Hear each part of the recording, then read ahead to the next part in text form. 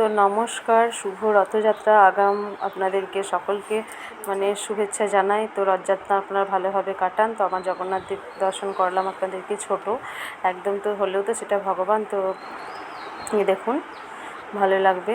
তো তারপরে আমাদের সকাল আশপাশের পরিবেশটা এরকম বৃষ্টি বৃষ্টি, তো এরকম মেঘলা আকাশ ছিল, সেটা একটু শেয়ার করলাম আপনাদেরকে। কদিন ধরে লাগাতার বৃষ্টি চলছে।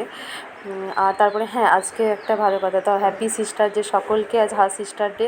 তো আমার ছোটো ছোটো ভাই বোনেদের অনেক অনেক ভালোবাসা, শুভেচ্ছা। সবাই ভালো থাকবে সিস্টার ডেতে। তো দেখুন, তারপরে দুপুরে রান্না নিয়ে চলে এসেছি। তো রান্নায় করছি আজকে ডাঁটা। তো ডাঁটাতে সেরকম কিছু দিইনি, ব্যাস কাঁঠালের বীজ আর ডাঁটা দিয়ে একটু সর্ষে লঙ্কা বাটা দিয়ে করছি এটা। আর করব পটল ভাজা আর ডিমের ঝোল। তো ডাঁটার চচ্চড়িটা কেমন হয়েছে বলবেন, খেতে কিন্তু ভালো হয়েছিল। তো ভালো লাগলে লাইক আর কমেন্ট করবেন।